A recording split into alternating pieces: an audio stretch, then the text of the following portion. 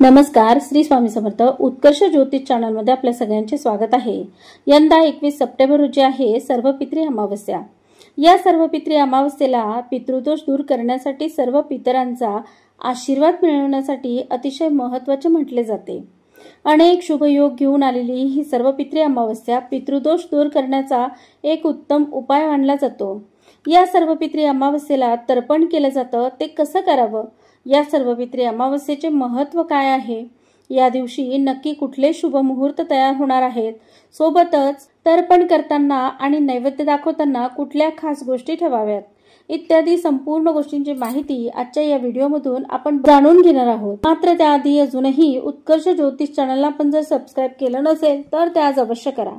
आणि हो, व्हिडिओ आवडत असतील तर व्हिडिओला लाईक आणि शेअर करायला सुद्धा विसरू नका। पंचांगानुसार 21 सप्टेंबर 2025 रोजी सर्वपित्री अमावस्या असणार आहे। या दिवशी केला जाणारा श्राद्धविधी आणि तर्पणविधी हा पूर्वजांना संतुष्ट करणारा आहे असे म्हणले जाते आणि पितरांना शांती प्रदान होते। या दिवशी केलेल्या श्राद्धामुळे पितरांना मोक्षाची प्राप्ती होते आणि म्हणूनच या सर्वपित्री अमावस्येला एक पवित्र दिवस म्हणून बघितले जाते।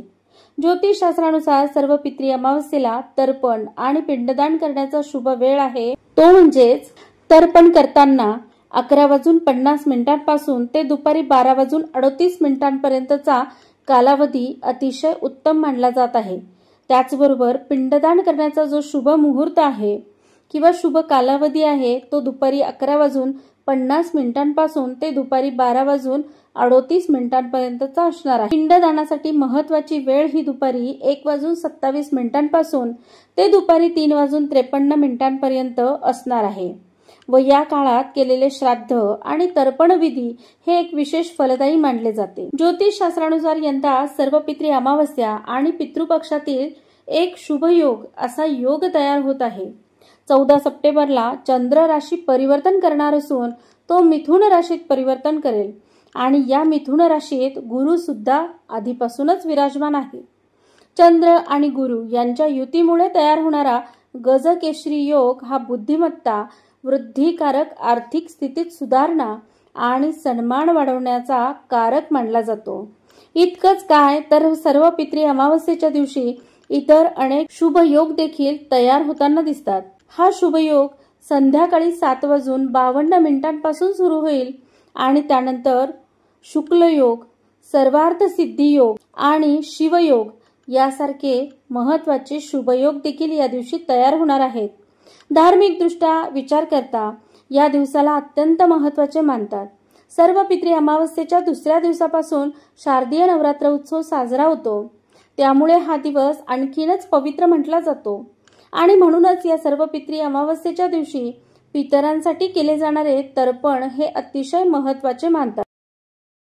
गरुड पुराणासह अनेक पुराणांमध्ये असा उल्लेख दिसून येतो की पितरांचे श्राद्ध या दिवशी केल्याने त्यांच्या आत्म्याला शांती लाभते। तुम्ही सुद्धा आपल्या पितरांसाठी सर्वपित्री अमावस्येला श्राद्ध आणि तर्पण करणार असाल तर श्राद्ध भोजना संबंधित असलेले काही नियम त्यांचे पालन देखील करणे तितकेच महत्त्वाचे आहे।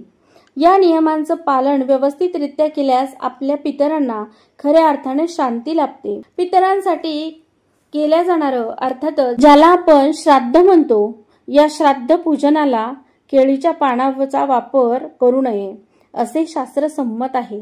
असेही म्हटले जाते की पितृपक्षात पितरांसाठी श्राद्ध जे काही आपण करतो तेव्हा त्या श्राद्धाच्या भोजना वाढवण्यासाठी केळीच्या पानाचा वापर करू नये।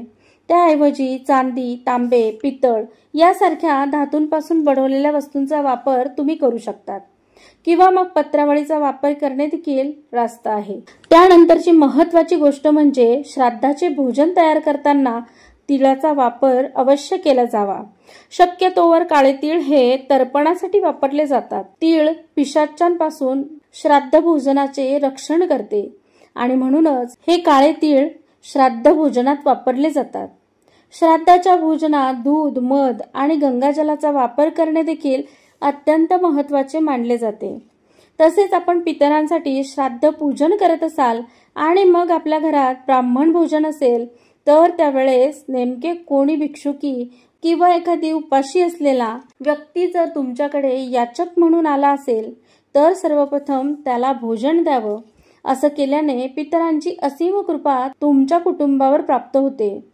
त्याचे कारण गरुड पुराणानुसार आपले पूर्वज हे कुठल्याही रूपात आपल्या समोर येऊ शकतात. तसेच श्राद्धाचे जेवण पितरांसाठी आणि ब्राह्मणांसाठी काढून ठेवल्यानंतर त्यातील थोडा भाग हा पशुपक्ष्यांसाठी देखील काढून ठेवावा. श्राद्धाच्या दिवशी पशुपक्ष्यांना अन्नदान करणे गरजेचे असते. त्यानेच आपल्या पूर्वजांच्या आत्म्याला शांती मिळते. शास्त्रानुसार पशुपक्ष्यांना सर्व प्रकारची ऊर्जा मिळण्याची क्षमता असते. याच भगवंताची या पशुपक्ष्यांवर कृपा असलेली बघायला मिळते आणि म्हणूनच गाय किंवा कावळा किंवा मग कुत्रा किंवा मग इतर पशुपक्ष्यांना सुद्धा अन्नदान केल्यास फायदेशीर होते. पितर कुठल्याही रूपात आपल्या समोर येऊ शकतात. त्याचबरोबर श्राद्धात आयोजन हे सकाळी किंवा दुपारच्या वेळेस केले जाते. श्राद्ध भोजन कधीही संध्याकाळी किंवा रात्रीच्या वेळी करू नये. असं म्हटलं जातं की संध्याकाळ किंवा मग रात्रीची वेळ ही भटकणाऱ्या अतृप्त आत्म्यांच्या विहरण्याची वेळ असते आणि म्हणूनच यावेळी रात्रीच्या भोजनाचं आयोजन करणे अशुभ मानले जाते. पितृपक्षाचा शेवटचा दिवस असल्याने महालय आणि सर्व मोक्ष अमावस्या असे देखील या अमावस्येला म्हटले जाते. पितरांचा आशीर्वाद मिळवण्यासाठी पितृपक्षातील असलेला हा शेवटचा दिवस आणि या शेवटच्या दिवशी केलेले श्राद्ध आणि तर्पण सर्व पितरांच्या ऋणातून मुक्त करतात. अशा या पितरांचे श्राद्ध या महत्वपूर्ण दिवशी केले असता सर्व पितरांचे नाव घेऊन श्राद्ध केले असता ते फायदेशीर मानले जाते आणि हे श्राद्ध पितृ देखील स्वीकारतात. यामुळे पितृपक्षातील शेवटच्या दिवशी राहून गेलेले किंवा ज्यांची तिथी माहीत नाही अशा सर्वच पितरांचे श्राद्ध या दिवशी केले जाते. सर्व पितरी अमावस्येच्या दिवशी श्राद्ध करून तर्पणविधी करावा म्हणजेच सर्व पितरांना निरोप दिला जातो.